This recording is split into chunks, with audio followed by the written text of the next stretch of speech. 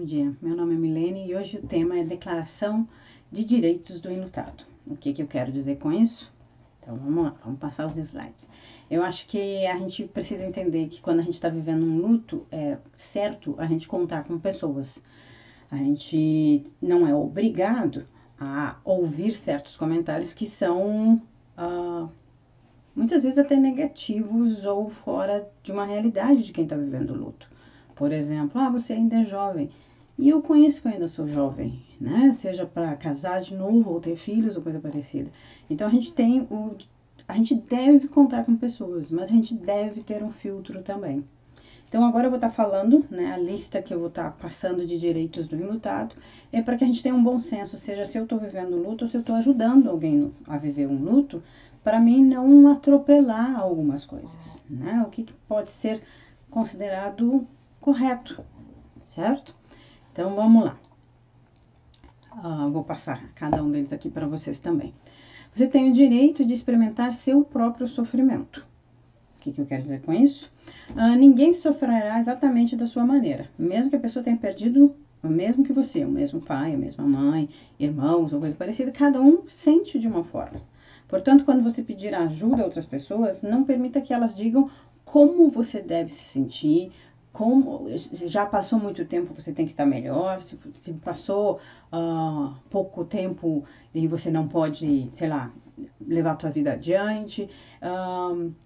Você tem o direito de experimentar o seu próprio sofrimento no tempo e da forma que você tiver ele. Isso é o seu direito. Da mesma forma, você tem o direito de falar sobre a sua dor. Eu entendo que existem pessoas que você começa a falar alguma coisa, eu tô com saudade, mas já tinha que ter passado, mas seja forte, tá. Não, é importante muitas vezes você falar, só que talvez você precise encontrar pessoas que estejam dispostas a ouvir. Isso às vezes é complicado.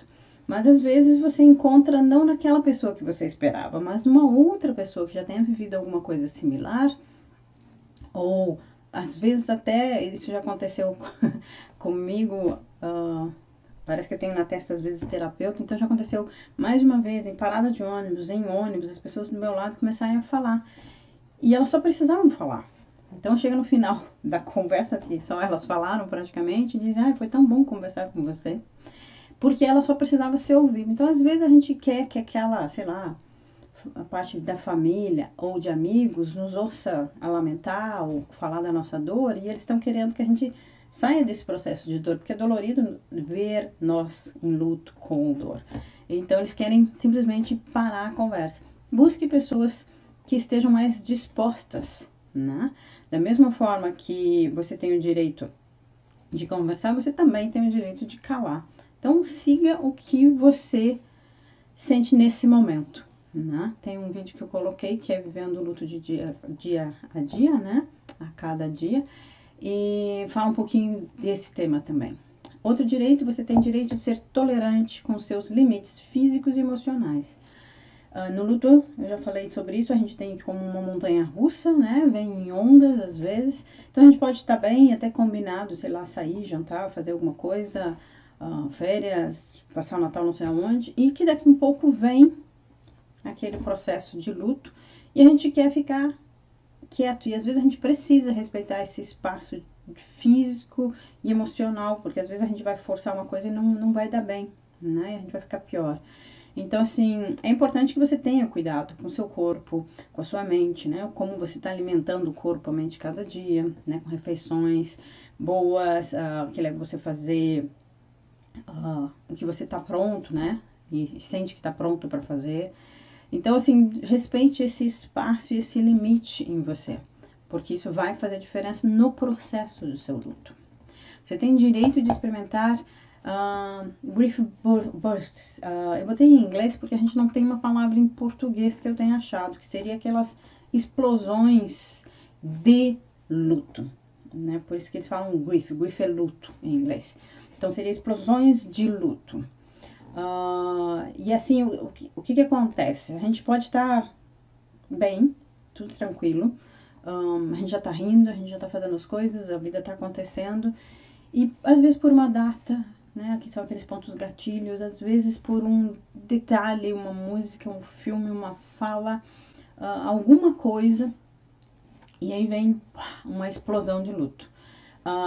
Procure alguém que entenda, né, e deixe você simplesmente explodir, no sentido de falar ou chorar ou ter um acesso de raiva ou qualquer coisa. Então você tem o direito de experimentar, não quer dizer que você vai, mas quer dizer que pode acontecer, e pode acontecer em qualquer momento do luto, não necessariamente no começo ou depois de um ano, pode ser anos depois, uma coisa vem e realmente vem para fora, né? Então permite que isso venha. Eu me lembro quando eu estava fazendo o vídeo da perda gestacional, e para mim, assim, já estava bastante resolvido todo o luto da minha filha. E quando eu estava fazendo o vídeo, eu estava tentando me colocar no lugar e nas necessidades das pessoas que estão vivendo isso. E me veio uma onda de emoção que eu deixei no vídeo até, porque assim, eu não esperava nessa onda de emoção, porque eu achei, não, já está bastante resolvido, né? Eu consigo falar sobre isso tranquilo.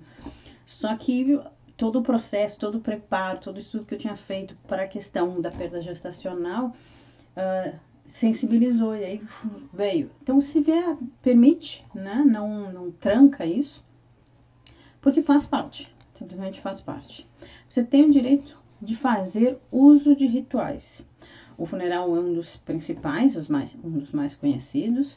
A gente tem, eu vou falar sobre funerais em outros vídeos mais adiante, mas antigamente tinha todo um processo, né, de ritual, seja tribo indígena, seja ocidental, seja o que for. Esses rituais, que em alguns lugares ainda existem, eram todos aquela presença com o corpo, aquela despedida do corpo, né, de cada crença de uma forma. E esses rituais fazem com que você trabalhe bem a questão do finito naquele momento em corpo físico, né? Aquela prestação de homenagem, aquela coisa de rito no sentido tribo também, né? Quem tá ali, quem pode assistir, quem pode te dar o suporte e tudo mais. E às vezes outros rituais, tipo celebração à vida depois, uma homenagem, né? Uma carta, são rituais que, se você quiser fazer, eles são importantes. Se você não quer fazer, eles não têm essa importância, porque ou talvez mais tarde terão. Mas assim, te deu o direito de fazer esses rituais, mesmo que as pessoas digam, ah, é bobagem. Eu tratei uma pessoa, por exemplo, que ela era católica, a mãe, acho que era a mãe dela, não, era o pai dela que faleceu, que era católico também, bem importante. E no enterro, os irmãos chegaram a tirar o crucifixo que ficava na sala, onde era feito o funeral. E ela percebeu isso porque tinha quando bate a luz, fica aquela amarela, aquela marca, né, do crucifixo. E ela ficou, isso foi uma das coisas que mais fez ela sofrer no processo de funeral, que era para ela um desrespeito ao pai, que era católico, tirarem o crucifixo, porque os irmãos não eram católicos. Então, o quanto esse ritual de ter um ritual, chamar um padre, sabe, essa coisa mais católica, que ela era embasada e aprendeu com o pai dela, que tinha falecido e tudo mais, como marcou, vocês não têm ideia de quanto ela chorou por causa disso, né? Então esses rituais são importantes. Se não houve, faça, né? Faça uma missa, faça o ritual que você quiser, mas faça, permita, porque ele ajuda a completar os processos.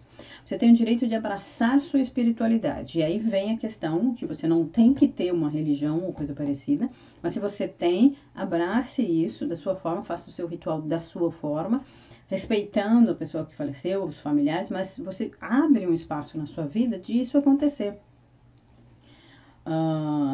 Tanto quanto meu pai e minha mãe faleceram e tudo mais, eu mandei rezar missa e tudo mais, independente da família, porque fazia parte das minhas crenças, né? E aí você também deve fazer isso. Ah, mas eu não sou religiosa, não tem o menor problema. Abraçar a espiritualidade é abraçar a tua paz de espírito. Então, se isso é meditação, faça meditação. A sua paz de espírito é importante, então abrace isso, faça alguma coisa para que você expresse de alguma forma a sua espiritualidade. Não é para os outros, é para você, né? Você tem o direito de procurar significado, né? Porque a gente, quando alguém falece, a gente começa com perguntas. por que que ela morreu, por que que agora, por que que assim, né? Por que comigo? Então, algumas pessoas vêm com clichês, né? Com frases prontas, tipo, foi a vontade de Deus, pense no que deve agradecer. Na verdade, são muito inúteis esses tipos de comentários e clichês, né? Porque não é o que a gente quer ouvir, naquele momento não vai resolver nada, não vai fazer a gente ficar bem. Foi porque Deus quis. Então tá, então passou o meu luto. Não existe isso, né? Então procurar significado é assim, faça essas perguntas e tente responder. Vai vir várias coisas, vai vir talvez raiva de Deus, talvez venha raiva das pessoas, talvez venha raiva do mundo, talvez venha raiva de você, não importa, mas segue, bota num papel, por que agora? Eu me lembro quando meu pai faleceu, teve erro médico, e o problema é que começou a falir todos os órgãos e tudo mais, então eles estavam sustentando em coma, e depois uma das razões, tipo, por que agora, né? O pai ainda tinha muita vida, no meu ponto de vista, é claro, e era saudável de uma certa forma, né? E aí eu me lembro que eu comecei a questionar, tá, se o pai sobrevivesse, em que condição que ele ia sobreviver? Né? A que custo ia sobreviver?